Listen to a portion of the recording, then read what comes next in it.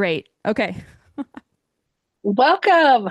I am with Laurien Hook. She is one of my cohort mates. We spent a few years together in our doctoral studies at Houston Christian. If any of you have been following along with the series, I've been interviewing different Doctor of Ministry graduates, whether they're recent or long time, to get a feel for what the degree meant to them. So thanks for having me on your show, basically. I don't know how this is Yeah, working, yeah, sure. Lauren, but thanks for being here. So Yeah, yeah. give us just a little background. Who are you? What are you doing in ministry, and what led you to a DMin program? Sure. Yeah. So I have been at the church I'm at currently. I'm in my ninth year. Okay. I'm a humanities person, so math, I think my ninth year, Welcome to the maybe club. my Yeah. eighth Okay. year, whatever it is. So I've been there a while. I'm the adult studies director at a church here in the Houston area. And so I write curriculum. I teach. I occasionally preach. Both there every once in a while. We have our church is quite large. We have lots of pastors, so I don't preach Okay. there very often, but sometimes, and then I kind of will around town as people need pulpit fill. But my main kind of job there is to teach various classes and programs, and then also write curriculum. So right now I'm working on a curriculum on Daniel.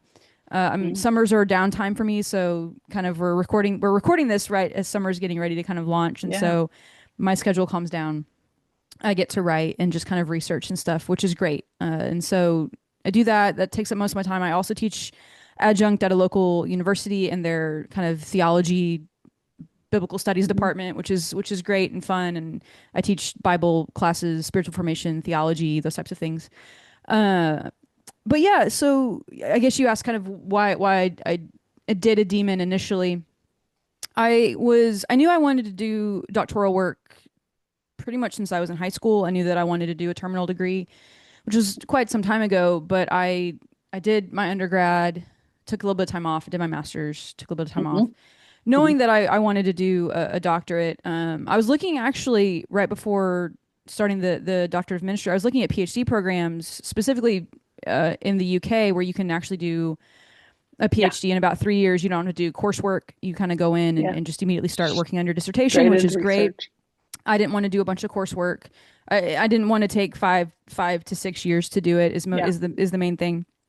I also was looking at programs in the UK that again were 3 years for a PhD, but that I could also do distance, which at that point in time was still somewhat rare. It's becoming obviously There's a more, couple. yeah, Yeah. it's becoming more prominent now, as people are wanting to have that option, and schools are Mhm. accrediting those programs, which is great in some ways for people who might not be able to pick up their whole life and move across the country or the world. And so, anyways, I was looking at PhD programs in theology and biblical studies, stuff like that, and was starting to kind of gear up to probably within the next year or two apply.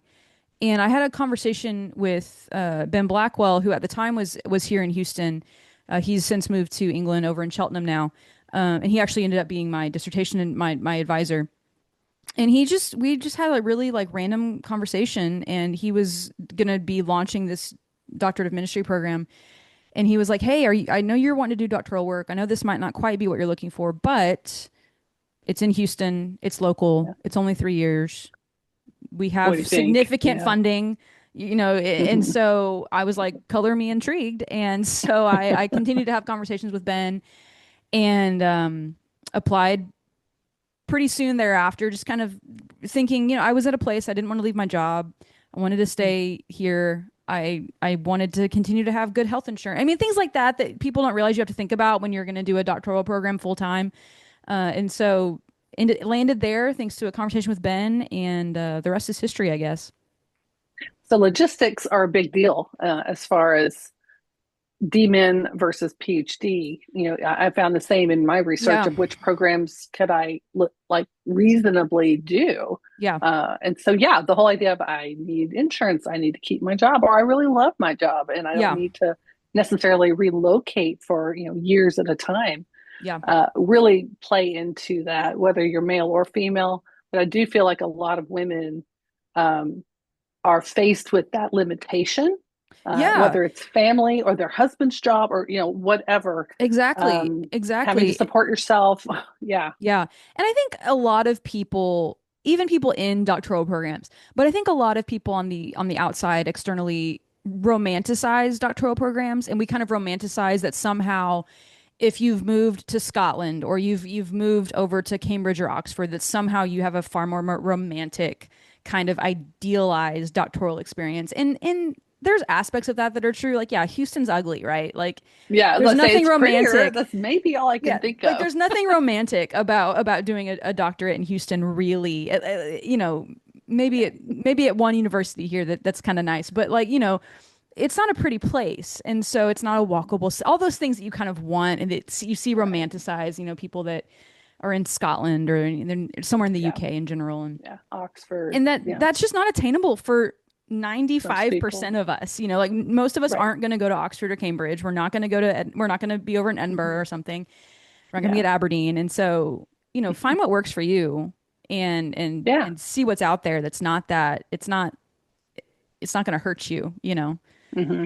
So Yeah. you were already in church work by this point. Yeah. So this was just a continuation of adding more skills and letters behind your name and just getting that fuller experience to do your job better? Or were you looking to be, I don't know, taught something that would move you elsewhere?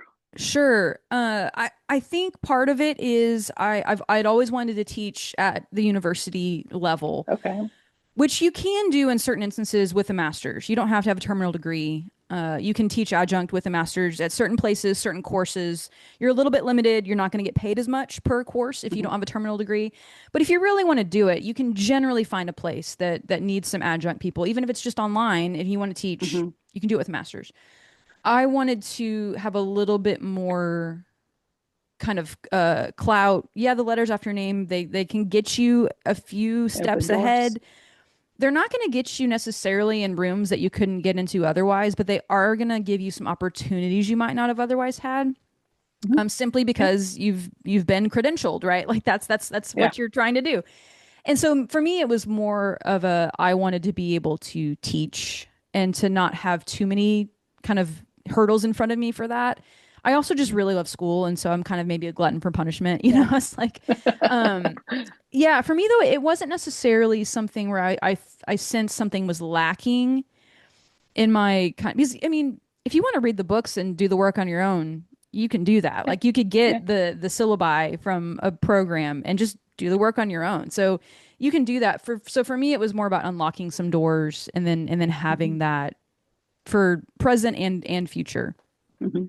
So have you found, and it may just be the school that you're teaching at, but I've wondered what the difference between a DMin versus a PhD when it comes to teaching at a university or seminary level. Have you seen any difference that those Yeah, degrees would make?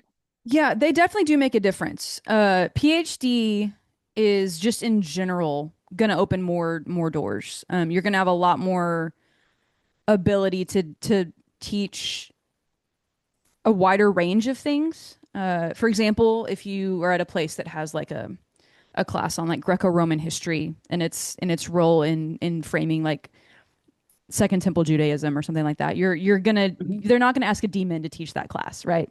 Um, unless you are just an expert in that kind of on the side and you've proved it over and over again. They're not gonna Hmm. hand that to a demon. That's gonna go to a PhD, and understandably so. It's a different field. It's a different approach. Hmm. Um, so yeah, PhDs will unlock different types of classes for you if you're wanting to teach. But I mean, I've taught both undergrad and master's level student classes. Hmm. I've TA'd for doctoral level classes. Uh, so I've kind of run the gamut, and I've only been out of my program a year, and I've already Yeah. been able to do that, which has been great. Um, so yeah, you do get some different opportunities, but again, I'm kind of a little bit of an outlier, I think, with demon people. Most demon people aren't interested in teaching a class that has anything to do with like Second Temple Judaism, right? Like Yeah. it's just not their thing, right? I'm just picking Okay. one of my bailiwicks, Yeah. one of Yeah. the things Yeah. that I Yeah. enjoy working on. Um, and so again, I'm a little bit of an outlier, but I think a demon would fully prepare someone who's quote unquote normal, normal in that world, to teach you're teaching spiritual formation, you're teaching pastoral care, you're teaching Mhm. intro to Bible, you're teaching, theology of death, even, and things like Mhm. that are Mhm. desperately needed at places like seminaries and even certain universities. You're going to get some Okay. opportunity. I mean, and I will say, and I'm sure you know this, don't rely on that though, like as a source of income or as your full-time job. Yeah. The jobs in academia are few and far between for PhDs and demons alike. So Mhm. again, I do it adjunct. Yeah. And they don't pay It's well they regardless. don't And pay so well that can't, regardless. You're yeah. not going to recoup your costs if you went into debt for your degree. It's going to take you a long Oof. time. And Right. so, um, but yeah, it's joyous and it's fun, and I enjoy that. So it's Yeah. been a great thing. I have to tell a funny story. Lauren and I were in the same program, but she finished on time. I was a semester later, which, yeah, it's kind of normal these days. Everybody's kind of on their own Yeah, schedule. So there were four who graduated out of the 10. And then the rest of us, the six, were following along in December. So in December, no, it was part of the deal is that you've written your dissertation, which I'm going to get to yours in a minute. sure. Um, and then you have to give an oral summative presentation. Like literally, you have to stand up in front of people and walk them through your paper in about 30 minutes and then answer some questions kind of on the fly. And so that's a little bit of an intimidating thing, depending on who you are, but it is the culmination. If you're a PhD, they call it a defense. If you're a D-Min, they call it a presentation because you're already passed, but you still have to do it, right? Okay, so mine was in September, and for the first time, I cannot remember the last time I had a dream. You're laughing because you remember this. I know where this is Yeah. going. So it was about a week before mine, and I was really looking forward to mine. I was ready for it. But I mean, obviously, there was some stress going on internally that I really didn't acknowledge because I had this one of those, oh, I missed my test kind of dreams. And the whole dream was about, oh, people are asking me, and everything was fine. I was looking forward to it. Day goes by, the next day goes by, same thing. This is great, this is great. And then finally, I'm like, oh, it's in 2 days. I think I should maybe do something about this. And you, of all the people in our class, are like, get it together, Kelly. You need to get on it. Yeah, And that was the first time I thought maybe I'm a little bit stressed here. And I woke up laughing because of all the people in our cohort, you were the one that I was like, yeah, she would do that to me. It oh was so yeah. great. Oh yeah, I would absolutely do that. I think so. I mean, we have a cohort group text. We've all graduated. The cohort group text Yeah, still happens. I think I may have engaged in the group text maybe 4 times three total. times. Like Right. I'm not a group texter. They know I'm there. They know I Yeah. care. They know I see their texts. They know usually what happens is if something major happens, I then slide over to a private conversation with the Mm-hmm. person and like I'll Yeah. text them directly instead of like contributing to the mass chaos of what is a group Yeah. text. And this is my personality, right? Yeah. And so, but I actually did respond because you sent it out to the group text, and I I think I did. I did was like, respond, and I was you like, that's did. It was actually hilarious. right on target for my personality. I'm like, just get it It, together, man. Like, it was so great. And yeah, it was, I mean, the whole group thought it was hilarious. So, yep, yep, but yes, everything went well. I you did, passed, you did great. I really had fun. It was so fun. Okay, so speaking of dissertations, tell us what you chose and why. What is your paper about? Okay, I So can't call it a paper. Sorry. Dr. Cohen got on to me when I kept referring to it. What is your project about? my project, my dissertation, Yeah, my lengthy magnum thing, opus, whatever. yeah. Which is something kind of put a pin in the magnum opus thing. I want to come back to that if we have time. Okay. Um, so yeah, my dissertation, my project, whatever you want to call it, I dealt with kind of looking at the biblical text as a meta narrative or as something that contains multiple strands of thought that you can construct as a meta narrative. The reason for that is being in ministry, growing up in the church like I have. I can encounter so many people who just don't know the Bible. Hmm. Biblical illiteracy is a huge issue, Yeah. but even beyond that, people who think they know and don't, or people who Okay. have been in church for 30, 40, 50 years. And if you ask them, hey, can you kind of like maybe in like 10, 15 minutes, just kind of walk me through big picture, big story of the Bible, big ideas, key people, key kind of maybe turning points. Obviously, there's several options Yeah. on what you're going to pick, but can you just kind of give me your version of how Hmm. you would do that? And they can't, or it really Hmm. intimidates them. You're also, of course, dealing with people. I deal with this all the time at my church, where and you only want to do this with people you know really well. You don't want to discourage anybody, but I'll be teaching a group of people that I've known for, 6, 7 years. And I'm like, hey, can anyone just define the word propitiation for me just real quick? Like, because we've thrown it around this whole time and none of you seem to be able to define it. Right. And so it's the same kind of idea where no one is able to really kind of cohesively and coherently and relatively quickly do that very well. Was kind of my experience. And so I wanted to work on thinking through maybe two, maybe three, and I ended up doing three different approaches to the Bible's story. And so I did, like, I went through major covenants. Part of that is I'm at a Presbyterian church. I'm very ecumenical at heart, so I was like, I'll do this because I'm at a Presbyterian Hmm. church and it makes sense. But Yeah.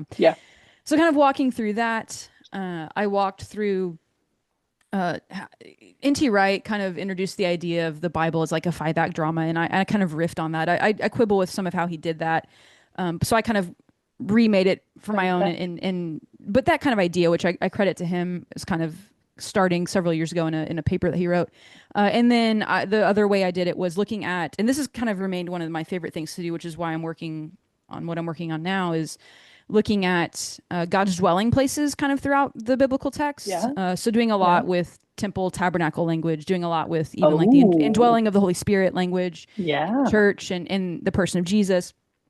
So kind of those three strands. And then also, but to the end goal for a preacher or a teacher to think holistically about the passage they are teaching so that part of your exegetical or your hermeneutical process now becomes every time I teach a lesson, I situate Mhm. my people within the broader Yeah. text. And so, Okay. yeah, I kind of gave these three examples of here's how you might do that. But the whole purpose Hmm. of it and the whole kind of like backbone and reasoning was so that in your hermeneutical methodology, before you write any lesson or sermon, this is now part of what you're doing and part of how you're situating it. Because just preaching a 2 or 3 week sermon series on the Bible as story isn't going to Hmm. do it. You're going to have to like Right. embed it for your Yeah. congregation, for your class, every time you teach Yeah. in For order for it years. to Right. Right. hopefully Yeah. sink in 5 years, right? Because that's just Right. how it is. So yeah, that's kind of really broadly what I ended up working on and had a lot of fun with it. It was good. Um, yeah, kind of. I mean, in some ways, glad it's behind me. Yeah. But I mean, I still think about it often, and it formulates how Well, I teach. yes, it sounds really practical, which is, one of the goals of doctorate ministry is to practical uh, applications to problems that we find in the church body. And in this case, whether it's preaching or biblical literacy, yeah, just knowing the stories of the Bible doesn't actually mean that we know the Bible, which I think a lot of people would be like, really? I mean, like, I know the main people, Right. like, yeah, you do, but do you know how they all fit together and that sort of thing? Okay, so back to your magnum opus question, or what were you going to say about Yeah, that? yeah. Again, like I think that for people who are considering any type of doctoral work, and we talked earlier about it's kind of romanticized in some way. Mhm. I think that a lot of people, and we kind of even texted about this well, y'all texted about it. I observed in our You group in watched. our group chat. I've had private conversations with different people about it. There's kind of this letdown that happens, I think, when you finish Mhm. something as big as this, especially if it's something you've wanted for a long time and you've spent, I mean, hours and hours and hours. And you feel like, especially when you kind of write this project, this dissertation, you're like, this is going to be the thing. And I think a lot of people think it's going to be some kind of like defining life work. And for most Mm. of us, only about 7 people max are ever going to read it. And that's Yeah, being generous, right? right, and right. and it's simply not, it's not your life's Hmm. work. Like it's Yeah. a project you worked on. I haven't thought about my dissertation in months until like this. Hmm. Yeah, practically Yeah. it kind of, It I don't know, informs what you it informs what do. I do, but I haven't Yeah. thought critically Hmm. about it. Or and I do have some criticisms even now looking back. I'm like, man, I would have changed Sure. 7 things, right? But it's Yeah. I would encourage people, if they're in a DMin program now, or if they're looking at it, don't think that somehow you're never going to do anything else again after that, Or or that that this is the masterpiece. Yeah, and Like, it doesn't yeah. done is better than perfect. Like Oh my that's the gosh. kind of like, Yeah. done Yeah. is better. Just get it done. Get the credentials, Yeah. get the letters, and then see what you want to do with it. But it's not like there's gonna be some type of emotional letdown after. And Hmm. I would encourage you to go to therapy about that because most of us had to. It's in some capacity, be it formal or Yeah. informal. We all had to kind of process through that. And Yeah. it's very normal. Like it's really normal. I did Mhm. some research into it. Super normal to kind of feel like, Yeah. whoa, not what I thought I was gonna Susie be feeling. Flory, Yeah. Susie Flory did the same thing. So it was really encouraging to the rest of us to hear, oh, we're normal for Yeah. Yeah. this letdown of a little bit of sadness, just a little bit of feeling lost of like, now what? And then Yeah. that not just the purpose of the studies, which were always, mentally, intellectually stimulating, and pressure, to read and write and be ready for discussion. Like there's just that adrenaline and all that, but also the relationships that we Mhm. formed. Like you said, our text thread is still going. Just yesterday, we heard some wonderful news from one of our colleagues. Uh, Big prayer request, right? So, like, those are the kinds of things I feel like I'll be really, really sad if that ever goes away. Right, right. And so it's a valuable, the cohort itself as part of the men setup, the way it's structured, I think is one of the most valuable parts of it, of the whole Yeah. endeavor. Absolutely. Absolutely. Yeah. So, what would you tell? That is one, you kind of already given one. What would you tell either a new student or one who's thinking about? So, definitely don't hinge your life on your paper. Any other words of Yeah. advice or things to look for or think about? Yeah. A few things. I tell people a lot of times when they ask about doctoral work, I try to really impress upon people that a doctorate, PhD, demon, whatever, is not just a harder master's degree. They're very different. They're not the Mm-hmm. same type of degree. There's a reason the letters are different. There's a reason Yeah. they're different degrees. So don't go into a doctoral program thinking, "Oh, this is just a little bit a harder version of a master's degree." The purpose of them is entirely different. When you do doctoral work, the expectation is that you're going to contribute something to the field in which you are working. So if that's, Mm-hmm. you know, uh, church, ecclesiology, if that's some type of missiology, if that's, biblical studies, Mm-hmm. whatever it might be, the expectation is that your dissertation is going to produce something for the church or for the academy. Whereas in your master's degree, you're just kind of playing with things, and I don't mean that in a bad way. Like you're No, you're playing with you're ideas. learning. You're learning. Yeah. You're intaking information. You're kind of playing with how things fit together, like a puzzle, right? And if you pull on this strand, is it going to pull on something else? That's what your master's is for. Your master's is for playing and for kind of figuring out who you are as a scholar, what you enjoy, what you don't enjoy. But a doctorate is not a harder master's, which then kind of leads maybe into a different but adjacent thing, and that is people, generally speaking, even if you've finished a master's program, most people don't know how to do research. Mm-hmm. You can make it through a master's program with a 4.0 and be really bad at research. I've seen it. Like you just can. You can. Yeah. I know people who are really bad at research. And so you have to be good at research. You have to be able, and be self-driven. Like you have, of course, in a Yeah. doctoral program, you have some coursework generally, especially in a DMin program, you're gonna have coursework. So you're gonna have, things to turn in, papers, whatever, Deadlines. deadlines.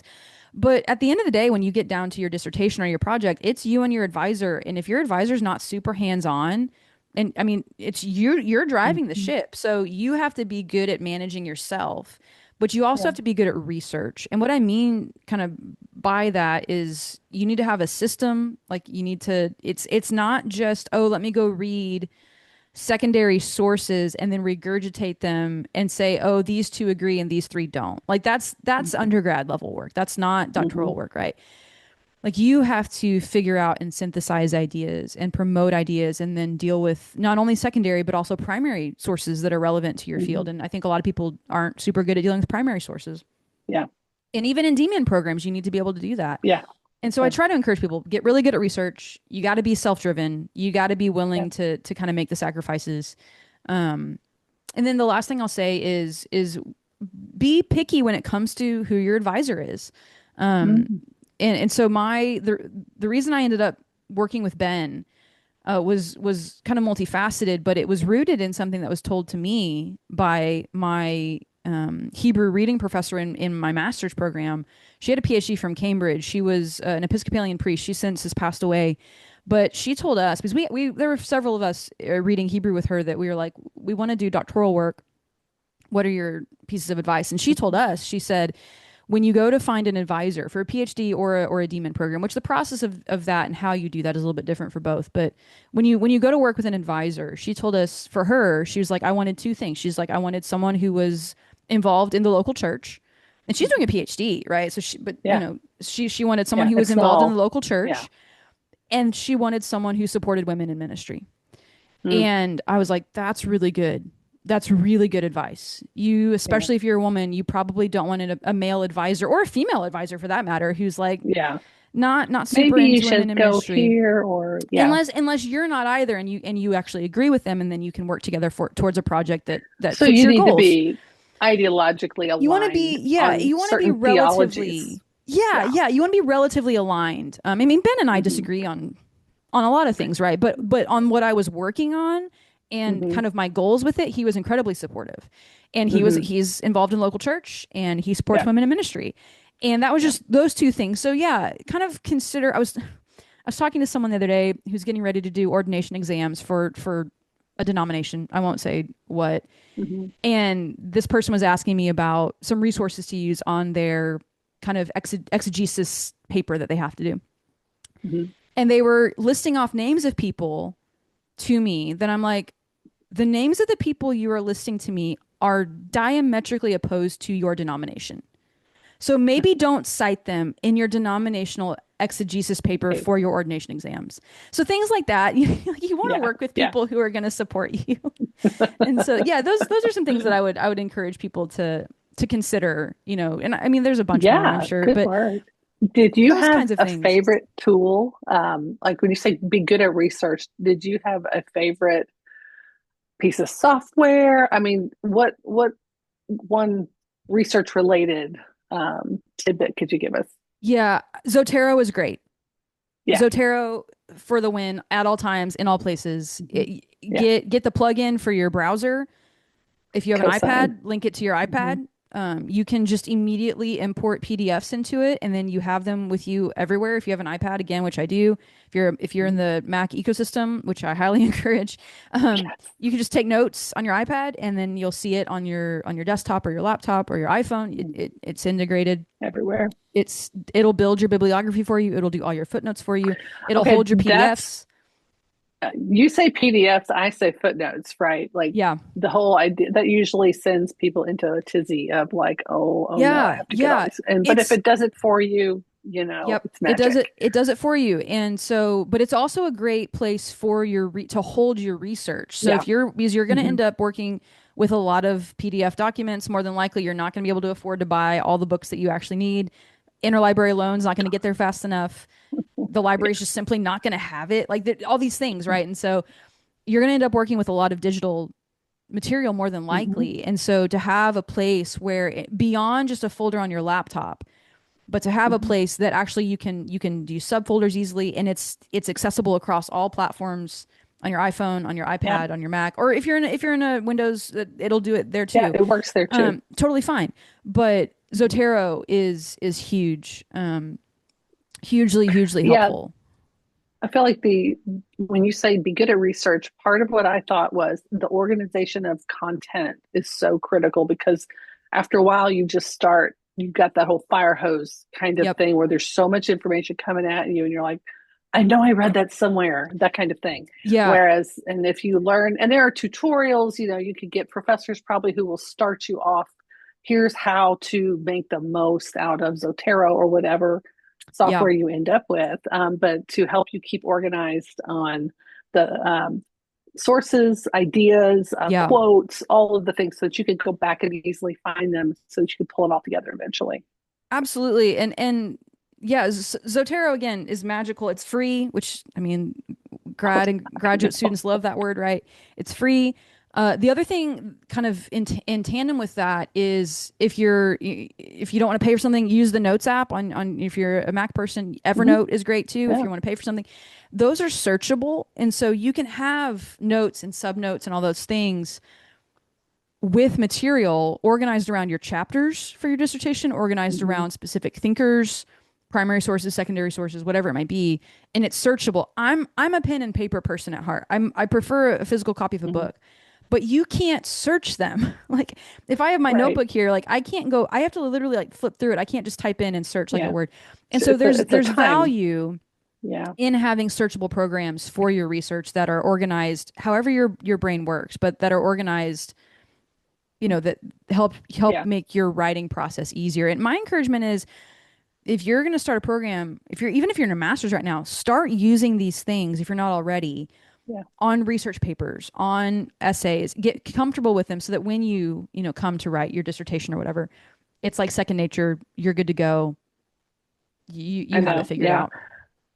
On the Notes app, I want to say it was probably in the last 2 years, when thoughts come to your mind and you're like, where, I need a pen, or I'm in the car, or I'm in bed, and that's not super handy. I've gotten to where I've just dictated so many random thoughts, or it's a Substack post waiting to happen. Well, I just spoke half of it into my computer, and then I Yeah, went and edited it down to make it sound right.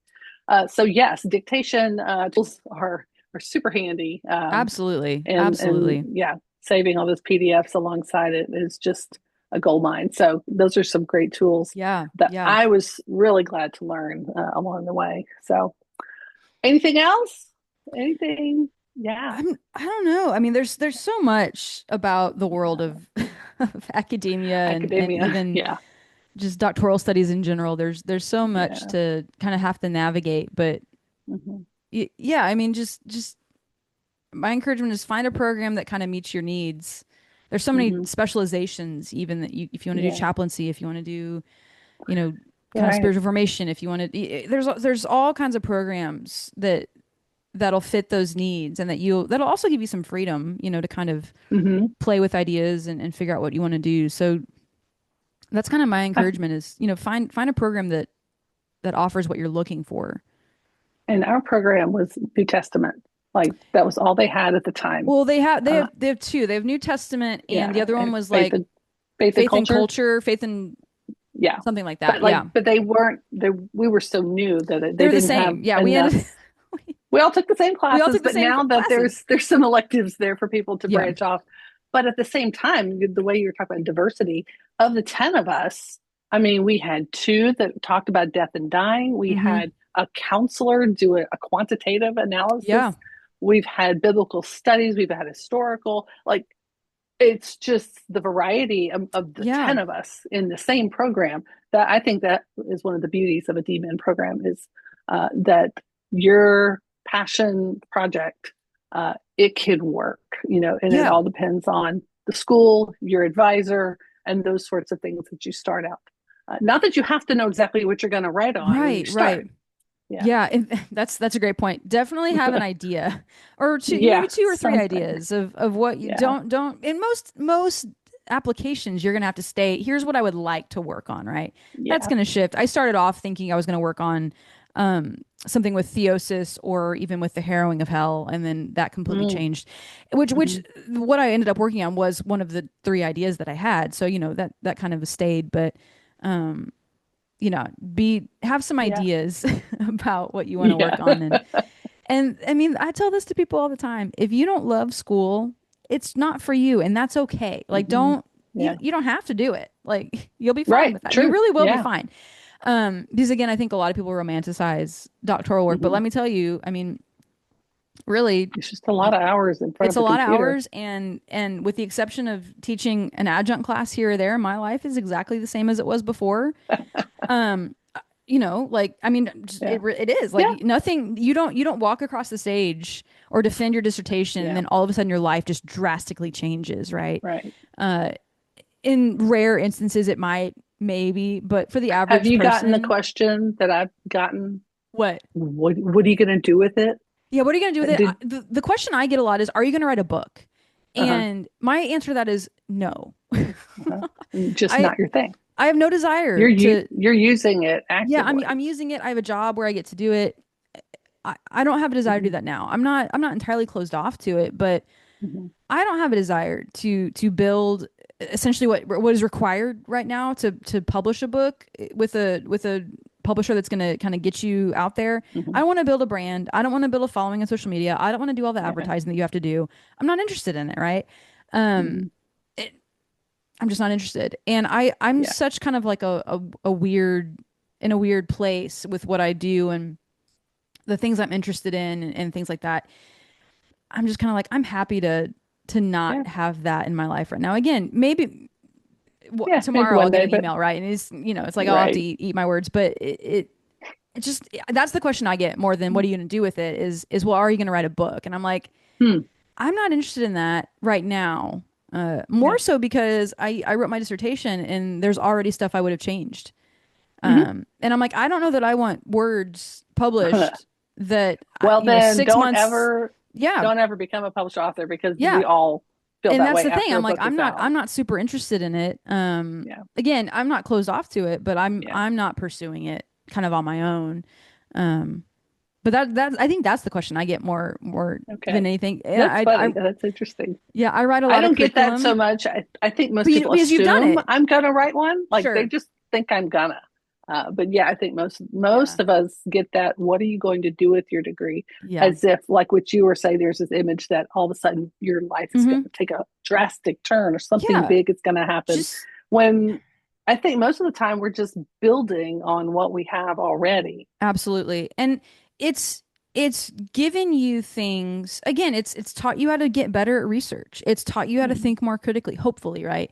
It's Mhm. taught you how to synthesize ideas in a deeper way. It's taught you how to interact with different types of people and in different spaces. Mhm.